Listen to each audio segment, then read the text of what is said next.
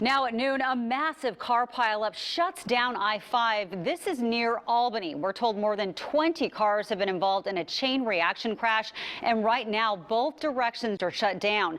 And I-5 also closed in Clark County due to a series of crashes there. We do have team coverage on this winter storm, and we are also tracking some breaking news out of Clackamas County, where there's word of an officer-involved shooting. We will have more on that in just a moment, but first we want to go to Brent Weisberg with the latest on that situation on I-5 in Albany. Brent.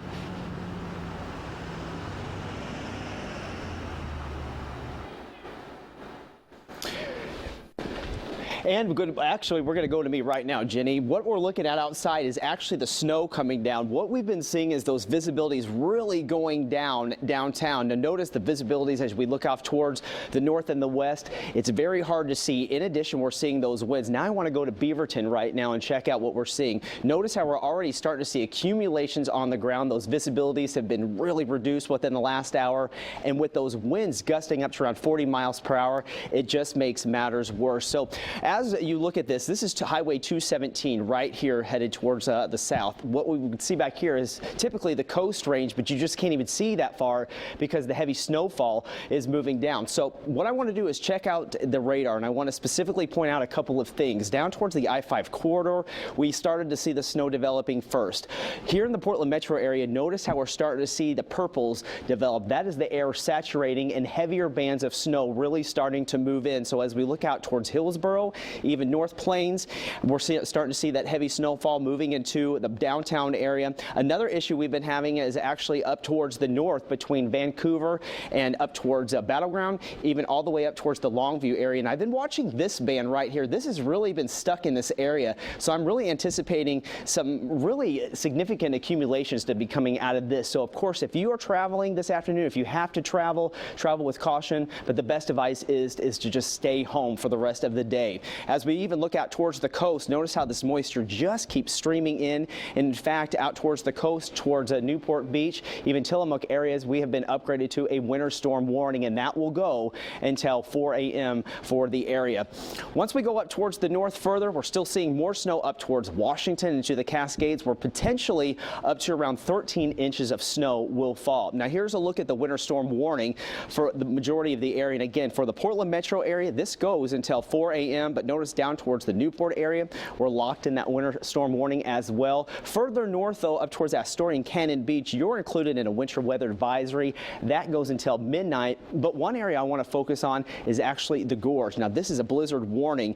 In addition to that, we're going to see winds gusting up to possibly 75 miles per hour. Those visibilities will be reduced to possibly a quarter of a mile or so, and this goes until 4 a.m. So what I want to do here is plan the rest of your day out. Notice how I have this heavy snowfall and the windy conditions. This is going to last through the evening commute. So once we get past about 9 o'clock, we might start to see a little relief coming in here in the heavier snowfall, but we'll continue to see the winds tonight, and that's going to make those visibilities stay down, Jenny. And of course, we're also watching the roads, because when you're driving on this, that snow packs down and it really becomes like concrete and very, very slick. Yeah, and speaking of those roads, as we mentioned, I-5 3 miles north of Albany remains closed after this massive pileup involving as many as 20 cars. Now, ODOT says that they're hoping to open it by 2 o'clock. It is happening on I-5 at milepost 238. Crews are urging you to stay away from this area as cleanups are underway, and also because of those dangerous driving conditions. We sent Brent Weisberg to check it out. Well, good afternoon to you. We're coming to you from I-5 trying to get to Albany, and I can tell you it has been a very hard drive and commute. Come with me, I'll show you. This is what we're dealing with. You can see the backup here along I-5 southbound. Traffic is not moving anywhere. You can see these drivers are all stopped here. I'm going to walk over here and we're going to actually show you what it looks like here on I-5. We're not even to the Old Salem Road right now. Look down here. You can see all the whiteout conditions that drivers are facing. One driver actually is out right now. He's putting on chains, trying to take advantage of the fact that we are not moving. We've been talking with drivers who have been in this mess for about 45 minutes to an hour. We were on I-5 and we noticed that the conditions were quickly deteriorating here. And the problem is there was reported 20 vehicle crash on I-5 just south of Albany. I want to show you what we're actually dealing with, the conditions on here. It is icy on I-5 right now. You can actually see as I clear out the tracks here, you can see it is frozen over where some of the vehicle's tires have been earlier today. So that is the big concern. ODOT says they have their crews out today, but they simply cannot keep up with the fact that the snow is falling, and then with all these cars idling, including the big semi-trucks, what's happening is it's freezing. So drivers on I-5, if you are headed on I-5 southbound, you're just going to want to take it easy. And we've talking with some commuters online via Twitter. They are telling me that this commute has really been very difficult for them. The best advice, according to Oregon State Police, if you don't have to travel today, the best thing, stay home. They say you don't want to get caught up in this mess. You can see ODOT here making their way here, and you can see that they right now are getting ready to put up these warning signs cautioning people here too about the fact that there is a wreck ahead. Use caution. So that really has been the story down here all morning long. Reporting in Lynn County, I'm Brent Weisberg, KOIN 6 News. Wow, what a mess. Thanks, Brent. Well, multiple crashes in Washington have I-5 closed in both directions between mileposts 9 and 15, which is about the Clark County Fairgrounds to Ridgefield. We have also just learned I-5 southbound is also closed from Woodland to Battleground. WashDOT says they do not have a timeline for when they will reopen that. People are encouraged to find alternate routes or just do not travel in that area. And we continue our team coverage now with a look at how the snow is affecting schools in our area and how crews are dealing with this winter blast. Lisa Balick is standing by live, and Portland closed all of its schools early because of weather. That's right, Jenny. At 1 o'clock today, in just less than an hour, all Portland schools will be releasing the kids for the day. Now, they're not closing down because they will keep the kids if parents can't come in and get them. But they will saying that they are definitely going to be closing the school down in terms of releasing the kids to go home for the day at 1 o'clock. Parents are being asked to go pick up their kids at school. Now, here's an important point. If your child is a walker, you have to call the school to let them be released to walk home today. Otherwise, schools will keep the children until you get there or until regular release time, when there will be buses to take them home. Some parents are upset the district didn't figure this out earlier, but the district, when I talked to them, said, look, we didn't know this morning exactly when the storm was going to hit, so we decided to go ahead and have school for the morning. And the school shutdown comes just as Portland teachers voted last night to approve a strike, but this is strictly snow related. Once again, Portland schools, all Portland schools will be releasing students at 1 o'clock today. If your child is a walker, you need to call the school and say it's okay for them to walk home. Otherwise, they will keep them here. But you're asked to go to the school. Parents are being asked to go and get the children at 1 p.m. Live in downtown Portland, Lisa Balick, KOIN 6 News. Thank you, Lisa. And you can track all of those school closures on our website, KOIN.com. And we want to go live now to Vancouver and Chris Holmstrom, where kids also sent home a little early today. Chris. Good afternoon, Jenny. I'm out here at Mountain View High School where students were let out within the last hour. Now, it is bone-chilling cold right now, and the flurries have been picking up. In fact, to go ahead and take a look, you can see some accumulation. Now, the biggest problem here is the wind, calling for very unbearable conditions. Now, because of this winter storm, the Evergreen School District is releasing all students 3 hours early. I've also learned that all afternoon and evening classes are canceled. Now, parents were notified by email and text messages, and people I talked to say they were expecting an early release day. It's not an inconvenience. At least I'm glad that we were notified early on, and it's not an inconvenience for me. I don't mind coming to get her. Everyone seems pretty excited to be able to go home and be warm. It's just too cold.